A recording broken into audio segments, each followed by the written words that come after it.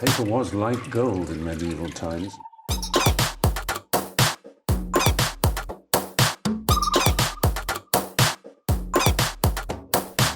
Oh, not tobacco. Sugar. That everything we thought we knew about the world might turn out to be completely wrong.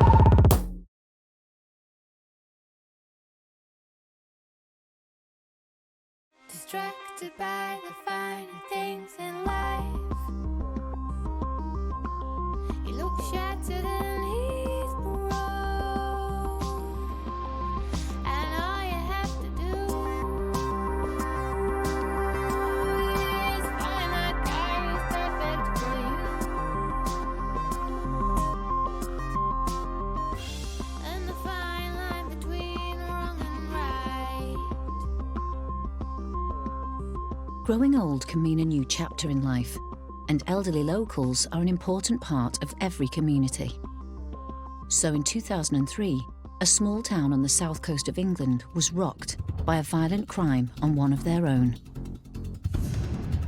Burglars breaking into a house when people are asleep is rare, but burglars breaking into a house and murdering somebody so rare is untrue. My husband Eric did not deserve this. As a frail man, any resistance he put up could easily have been overcome by these two young men. There was no need for them to go to the lengths they did. The victims of this crime had got married in the later years of their lives and were hoping to grow old together. Sometimes things just don't go to plan when the very home that was meant to be a sanctuary becomes the scene of a brutal attack.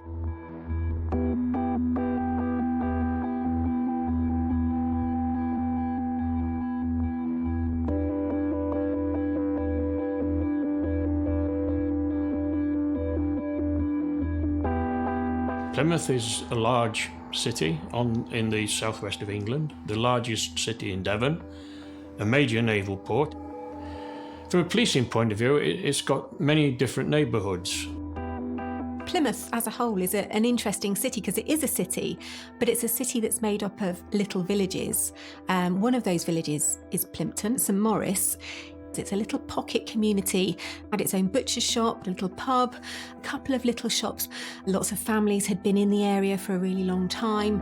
And it's fair to say that Plympton is not a high crime area. It's a really tight, close community and they look out for each other. One of the prominent figures in the neighbourhood was 83-year-old Eric Kingston. He ran the local family butchers in Plympton for many years. Eric had been a very active man. He'd had active war service and then he'd worked in the butcher shop for many years up until his retirement. He still lived above the shop. He was a very intrinsic part of that community. His son had taken over the shop from him, but he was still a very familiar face. He used to go round to the pub close by. Everybody knew Eric. Eric hadn't always been a butcher. Aged 18, he got his pilot's licence and joined the RAF. Eric had an incredibly interesting past. He was part of a special operations group during the war which flew covert missions into occupied France. An incredibly dangerous expedition, something that his family were incredibly proud of. In 1950, Eric married his first wife, Jean. They had 2 children together. After the war, Eric set up a butcher's shop, and I think he was 3 shops in the St Austell area. And then after his first wife died, he moved back to Plymouth and bought a shop in Underhill Lane. Eric's wife Jean died in 1982. And here he is, a widower, confronting, life without his life partner. I have no one to share my life with. So that's where we find Eric. So it was widely welcomed a few years later when 62-year-old Eric found love again, this time with 60-year-old widow Audrey. Audrey was friends with Eric prior to the death of the respective partners, and they were just friends. And I think that friendship blossomed, and eventually they married. Of course, both sides of the family had family. Eric had a family, and Audrey had a family, including sons and grandsons and granddaughters. So Eric meets Audrey, who's also a widow. So they already have something in common. They've been through that loss process as individuals. They meet, they get together and they get married. So from Eric's point of view, he's found love again. They like to travel abroad. They like to go into the city centre and have a cup of coffee and look around the shops together. Because Audrey was quite a spry woman and she was very fit for her age. And it's even been said that she wouldn't think twice about walking into Plymouth if she missed the bus, which would be 3 miles perhaps into the city centre. So she was very fit and very sociable. They had an active life, and one that they both enjoyed, and a caring relationship. But when he turned 80, Eric's health took a severe downturn. All of a sudden, Eric's got heart problems, he's asthmatic, he's got a catheter, he's had a hip replacement, the car's gone, the social life's disappeared. Audrey's looking after a very sick man. Life changed for the couple following Eric's illness, and Audrey became his full-time carer. All of their future plans went on hold. It meant Audrey changed from a companion to almost a carer. And I think there was quite a change in their life. What happens when one partner gets ill and the other person perhaps takes on the role of carer is there's a shift in the power dynamic. It goes from being equal to I now look after him. So from her point of view, it might have been a very difficult position to find herself in. And I think from Eric's point of view, losing his health in that way may have also made him feel less than in the relationship. Here we are as equals, and suddenly I'm not able to do what I used to do. He may have felt some level of guilt, perhaps, that he can't be the man that she thought she married. But Eric and Audrey seemed determined to make the best of things. Getting out locally as often as they could, they were well known in the area. Neighbour Sean Rouse still remembers seeing them throughout his childhood. You would see them in the morning. You see them, they would be down at the front and you'd see them, you say hello, you know, the usual. They were lovely. Like, they'd always say hello. They weren't people that would just ignore you. They were genuine nice people. On Friday 29th of August at 3:45 a.m, a panicked Audrey Hingston called 999. 999, which service do you require? I received a phone call somewhere 4 o'clock in the morning to say that there'd been an incident at Underwood Road, Plympton. I attended the scene. Audrey said intruders had broken into the couple's flat and had stabbed her husband Eric. He had been seriously wounded. The emergency services responded immediately. Detective Chief Inspector Tony Carney was the senior investigating officer on duty that night. Even after 17 years, it hasn't changed at all. In terms of looking at this scene, no, there's no difference whatsoever in the past 17 years. The road was taped off here, and there were police on the barrier, as it were, because they were diverting traffic. I came over to the door here and had a look at it. I noticed that there was no signs of forcible entry to the door, so I knocked on the glass, and funnily enough, it was answered by Audrey, who appeared in a very confused and shocked state. Audrey's life had been torn apart. Her home had been invaded, Eric attacked, and now her home was a crime scene. And I think I was actually a paperboy at the time, had just started. And I just remember walking down from just up there, walking past and seeing all the tape. Audrey, she was a very small woman. She was very neat and tidy. But she was obviously confused. She was upset. She was frightened. And you automatically felt sorry for her right away. And no, I wanted to get her away from the house. Paramedics had got there within minutes, but it was already too late. Audrey said that her husband had been attacked and that is when we went upstairs to find Eric.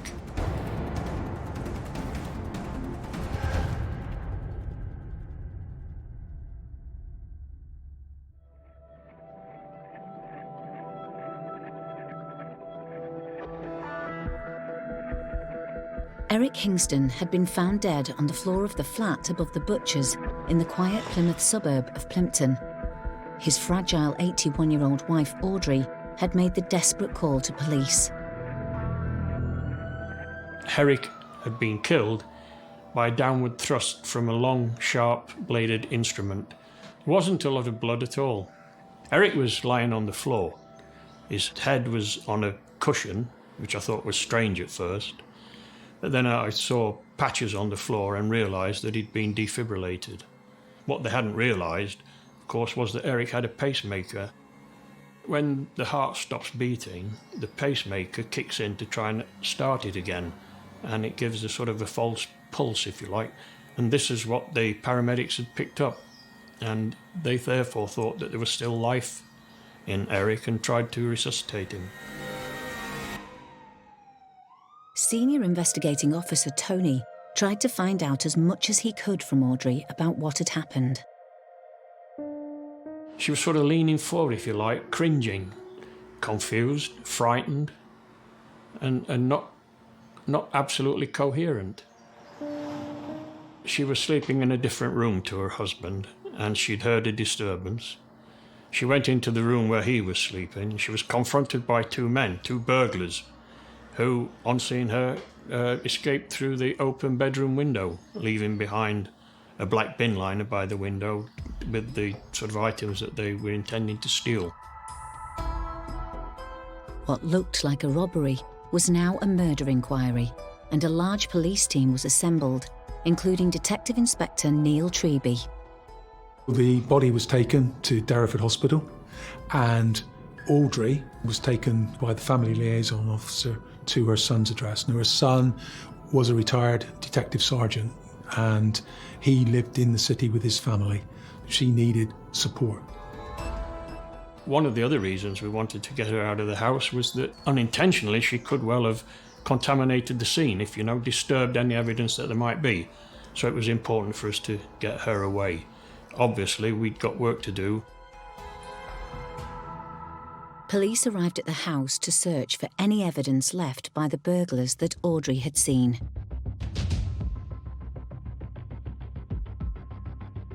The forensic team arrived and they cordoned off the building.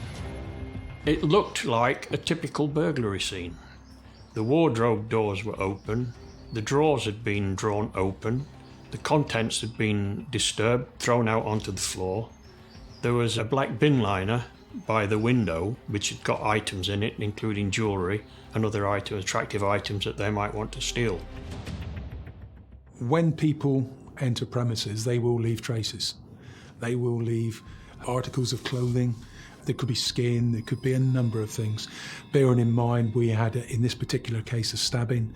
There'd be traces of blood. The splattering of blood can be important when you try and work out what level of force was used, where the body was, where the assailant was stood. All of these things can be important. By morning, the whole community was aware something serious had gone on.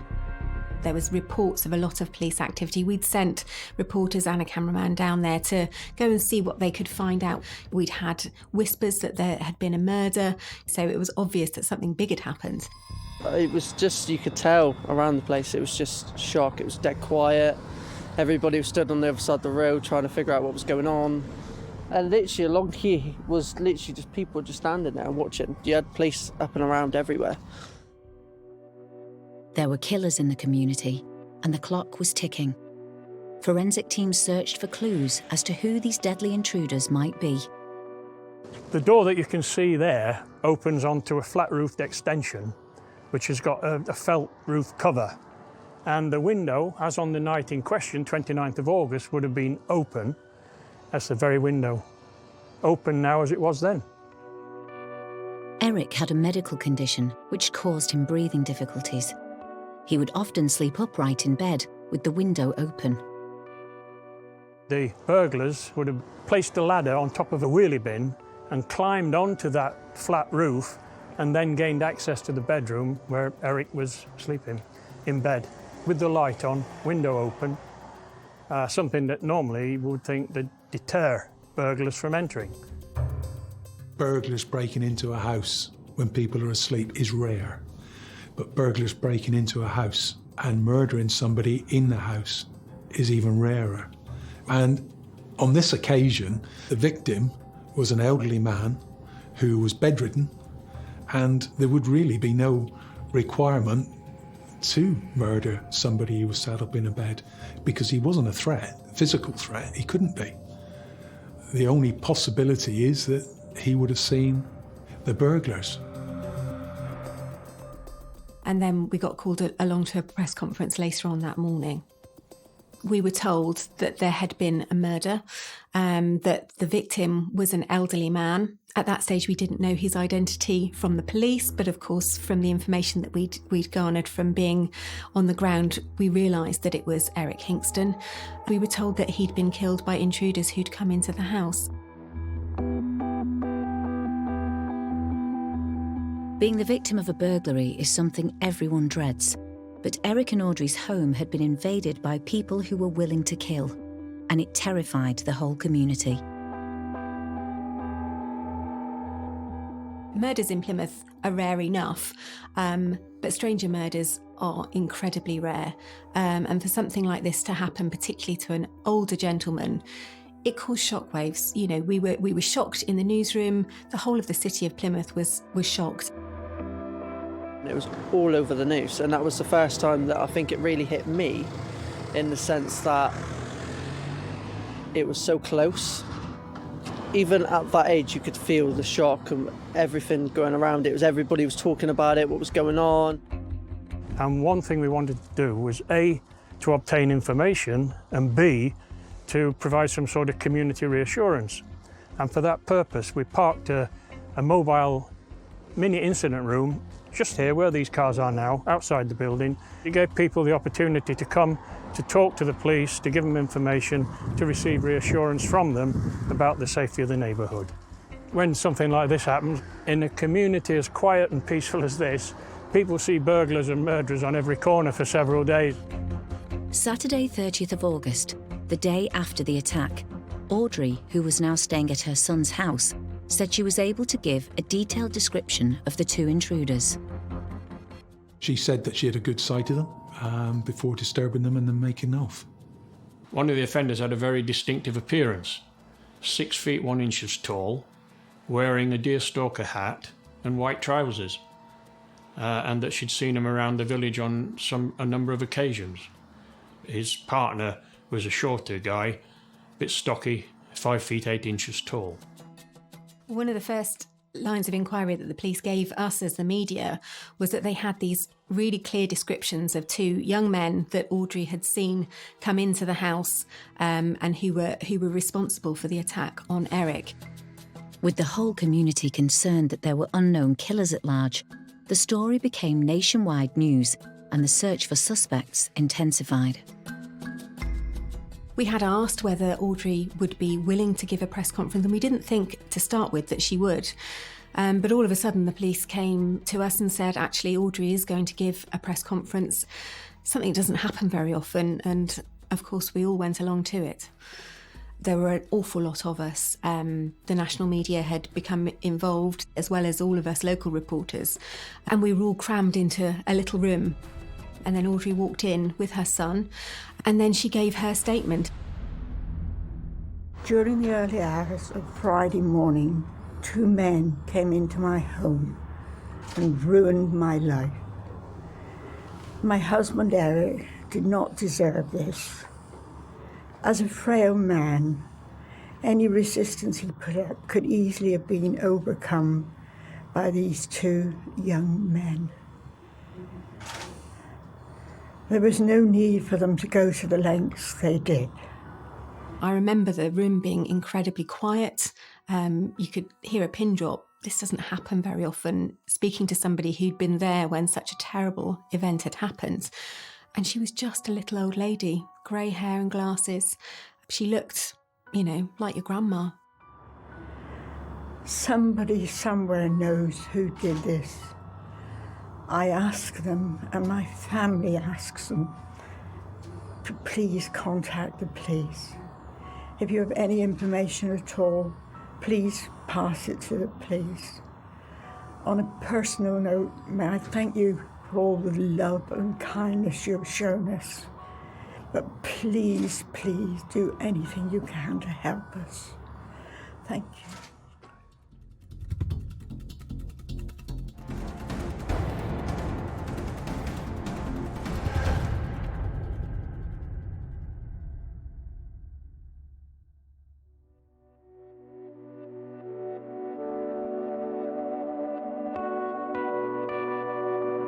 On the 1st of September 2003, Audrey Hingston had just given an emotional press conference, pleading for information on the 2 male burglars she said killed her husband. Her detailed descriptions of them had been circulated to the media. It was obviously the lead story on all of the front pages of the newspapers and all of our news programmes that evening. With all the public attention focused on these suspects, there was a result almost immediately. They were quickly identified. In fact, having circulated their description, they came forward voluntarily. They were arrested. We were told that arrests had been made, and we all sort of breathed a bit of a sigh of relief because, it was such a disturbing thing for the whole of the community. That relief turned out to be short-lived when police questioned the 2 young men. Enquiries were made into their background, and they didn't fit the profile at all of a burglar or anybody who might have committed this type of offence. They were resident in a bail hostel, which was within half a mile or so of the premises.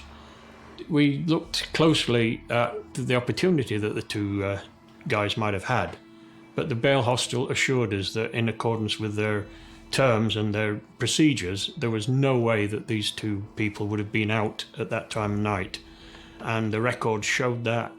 And so, having been interviewed and their alibis substantiated, they were released. We were all disappointed because clearly that created quite an issue for us, and we were all a bit confused as to why she identified these 2 individuals which clearly couldn't have been responsible. Apparently these people were quite a common sight in the village. There's a pub next door, there was the butcher's shop and the pasty shop, so it's the sort of place that you'd expect young men to frequent. The consensus of opinion was she must have seen them earlier that day and recalled seeing them due to the shock. It felt a lot like the trail had gone cold, and, we made regular calls to the police to try and find out if there were any updates, but there didn't seem to be any.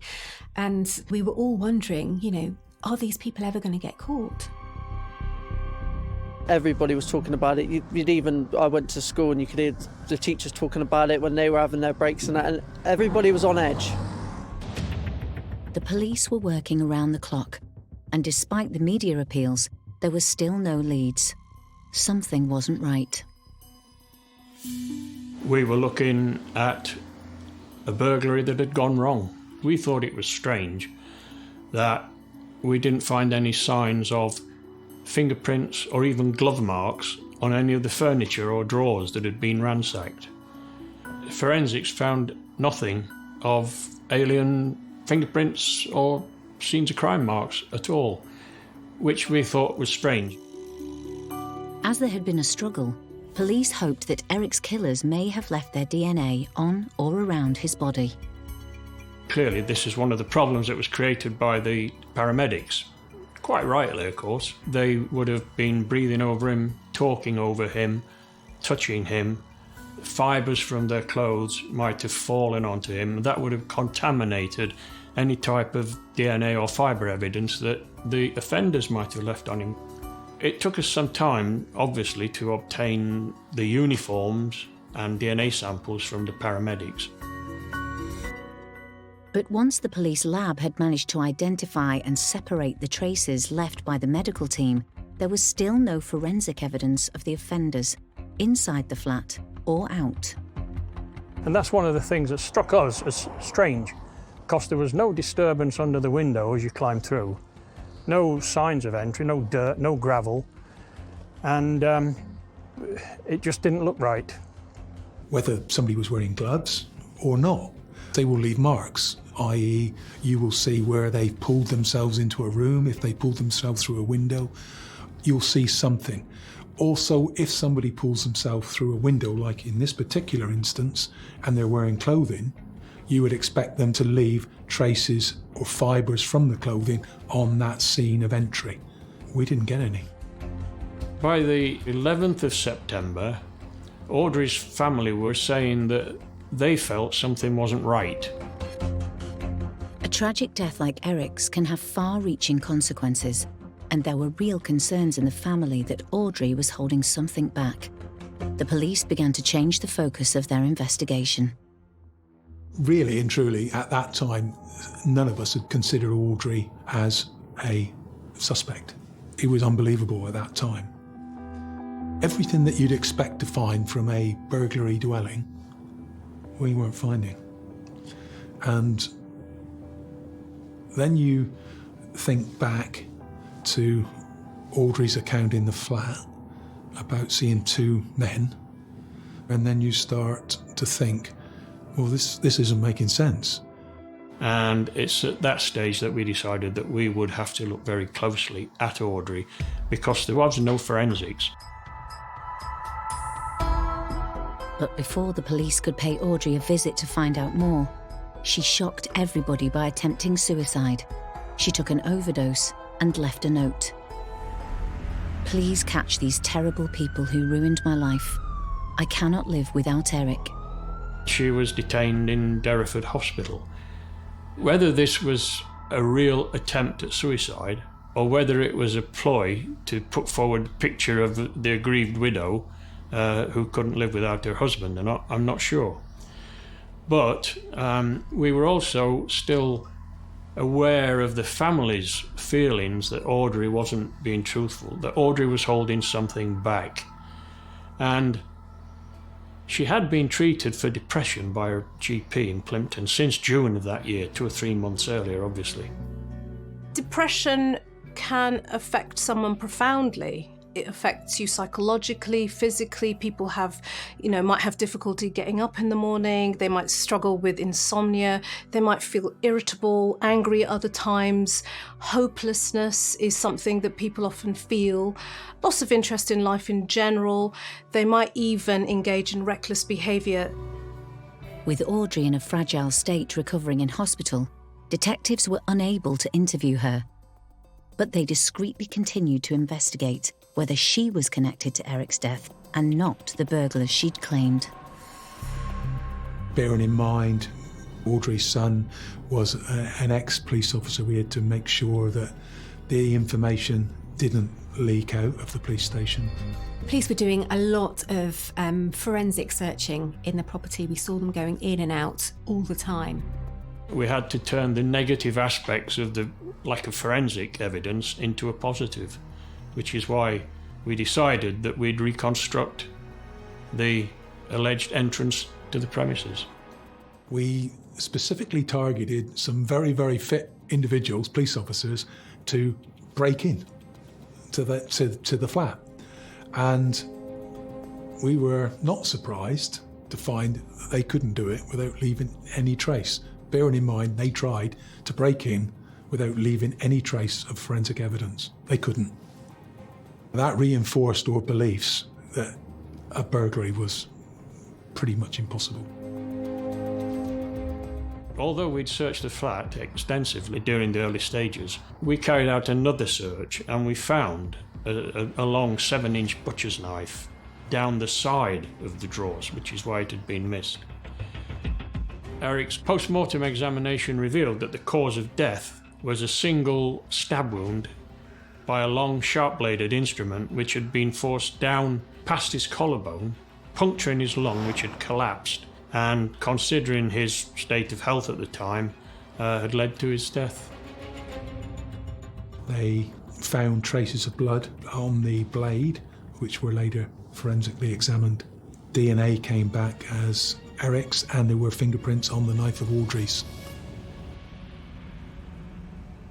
And strangely enough, just the previous week, she'd asked James Hingston in the butcher shop to sharpen it for her. And so eventually we found the murder weapon.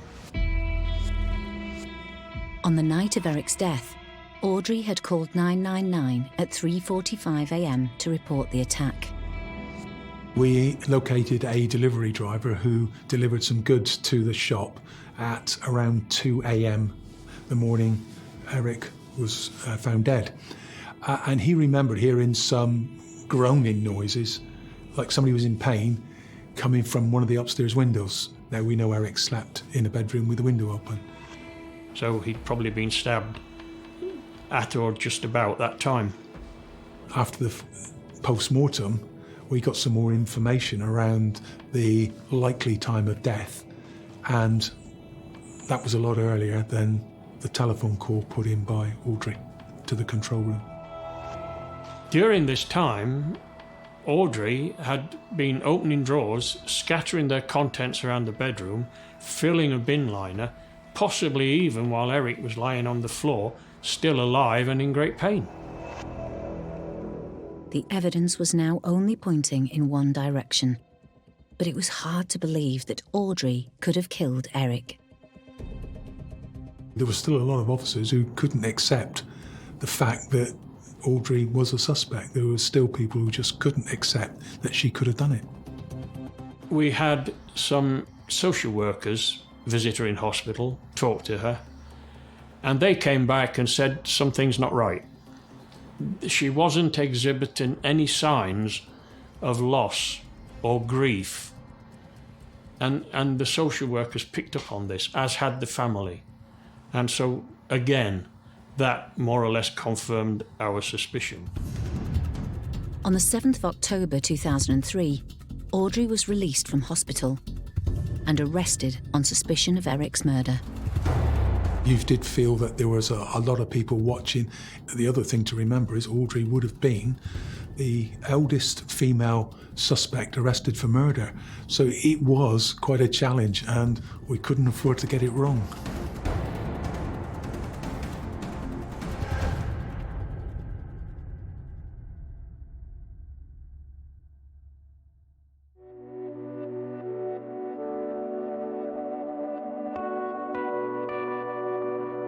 Police had taken Audrey Hingston into custody on the suspicion that she had murdered her husband, Eric. They'd found no evidence to back up her claim the crime had been committed by burglars. We'd been calling the police constantly, asking for updates on the case, but it seemed to have gone very, very quiet. And then all of a sudden, one day, we were making our regular police calls, and they said that Audrey Hingston had been arrested. We were all completely shocked to suddenly be told that this 81-year-old lady who'd given that impassioned appeal at a press conference to find the people that had killed her husband, this little tiny old lady with curly grey hair, apparently done something so cold-blooded to the man that apparently was the love of her life. It was really shocking. We were incredulous. What we don't know about Audrey is, who is she? I mean, has she shown sparks of aggressive behaviour throughout her life? We don't know. I think the thing is, seeing somebody as old comes with a stereotypical, they have no strength, they are a particular way. There is a perception that 81 years old is too old to commit crime, be violent, be aggressive. Clearly, that is not true. In her interview at Crown Hill Police Station in Plymouth, Audrey wasn't admitting to anything and came up with yet another explanation. Audrey then decided Eric must have committed suicide. As a result, she ransacked the flat and made it look like a burglary. She identified two men that she'd seen earlier in the day as being responsible for the burglary because she didn't want to embarrass the family. As soon as Audrey changed her statement to police, aware the murder weapon had been identified, her son, a former detective, requested to see his mother in custody. Peter came to the police station. His mother had been in custody some time, and he was with his wife. He wanted to see his mother, and we thought it would be useful if that was allowed. It's not common, but we allowed it. We're at Frail police station. This is the custody suite where Audrey would have been at the time she was under arrest. Her son and her son's family came to visit her, and they had that conversation with her, and that's when Audrey told her son that she did in fact kill Eric. Any relationship can become difficult or strained, but it's hard to imagine a situation where the only way out was to kill your partner.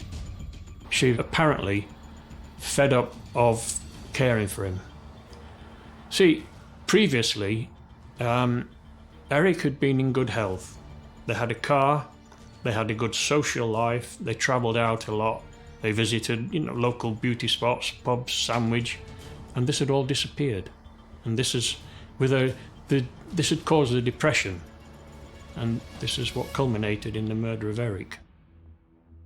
Without speaking to Audrey, we don't know what led to her breaking point. She may have felt frustrated, resentful, stressed, distressed, unable to ask for help, feeling that she'd lost her partner, going through in her mind what might have felt like a living bereavement. This is not the future I'd planned. He's become sick. Instead of going out and enjoying ourselves, he can't do what I hoped he could do with me. And that sense of frustration might have been bottled up until she finally blew. Audrey's family now knew the truth, but police needed an official record of the confession, and this responsibility fell to her son. I then said to him, Pete, I need a statement from you about what your mother said. Are you prepared to give me one? And he said, yeah, I don't want her looking silly. I had a lot of sympathy for Peter and his family. It must have been awfully embarrassing for Peter, and I felt that for him. I had to take my hat off to him because he did the right thing. But it must have been difficult. For Audrey's family, it's incredibly shattering to discover that, their family member has committed such a crime, and they've literally got to rewrite their understanding of that person. It's incredibly painful. Everything you thought you knew about that person isn't anymore. You almost feel alienated from them. Audrey Hingston could now be formally charged with the murder of her husband, Eric. It was such a shock to hear that she'd been charged, but then to find out that she had actually confessed to killing Eric. Well, there was huge disbelief in the community. Nobody could believe that this little old lady could have done something so terrible. Shocked, I was shocked. I think there was a lot of people that there was relief, because obviously at the time it was supposed to be a burglar. So I think, for as bad as it sounds, I think a lot of people were relieved. But there was still that shock that it was so close. I spent a long time talking to Eric's family, to his son and daughter-in-law. They all lived and worked very closely together. They were very upset, very, very upset, particularly thinking about the way that she was willing to point the finger at two young men, give very accurate descriptions of two people who were then picked up and arrested, that she was willing to literally let them take the blame for what had happened. They really feel that she was an incredibly calculating woman. It's, if you like, a double violation. First, you take away somebody we love, and then second of all, you lie to cover up your own guilt, to cover your tracks in such detail, to play the victim, speaks to quite a character from my point of view. But it's her age, the life stage, the violence and the lying that are an interesting cluster for me, and very surprising. On the 3rd of December 2003, Eric Kingston was laid to rest alongside his first wife, Jean. 3 months later, on the 12th of March 2004, his second wife Audrey appeared at Plymouth Crown Court to answer for his death. It was downgraded to manslaughter on the grounds of diminished responsibility. I think in view of her age, her history of depression, and the fact that she didn't present any danger to the public, it was not going to please everybody, particularly not the Hingston family. So this is Plymouth Crown Court. We were expecting to come here for a trial to start, something that was possibly 2 or 3 weeks long. And in fact, it all happened in just one day. It was a plea of guilty to manslaughter on the grounds of diminished responsibility. So actually, in the courtroom, there weren't very many people, not even Eric's own family, because they didn't expect it to happen either. Eric's family weren't happy with the way the court case went. So one of the things that happened as part of this court hearing was that there was a victim impact statement read to the court. On behalf of Eric's family, Jimmy Hingston gave that statement, but he actually gave it at a time when he still thought that Audrey was a victim. So it was fairly sympathetic to her and the work that she'd done in looking after Eric. If they'd given a different witness impact statement, that was after they found out that Audrey had been charged with his killing, it might have been very different. Audrey Hingston was convicted of manslaughter on the grounds of diminished responsibility and sentenced to 2 years in prison. I think she was very lucky to get away with manslaughter in 2 years. As far as Eric's family are concerned, they felt that the sentence was very lenient. They weren't able to give their say. They weren't even told that it was happening on that day, so they didn't come. They didn't see Audrey for that final time. They did appeal against the sentence to try and get it increased, but it never was. And I think that Eric's family certainly feel that they didn't get justice for him in this courtroom.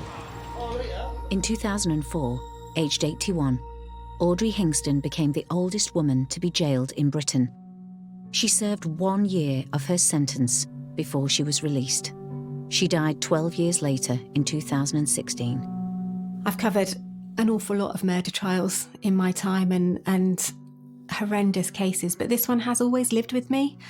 I think partly because we were also taken in by Audrey from the beginning. You know, you don't see very many elderly ladies giving press conferences like that. And, you know, we all felt like we'd been hoodwinked by her, I suppose. And in particular, the fact that she only served a year for taking the life of Eric just felt like a slap in the face for the Hingston family. I understand that she was under probably quite a lot of mental pressure. However, if there was a cry for help, ask for help.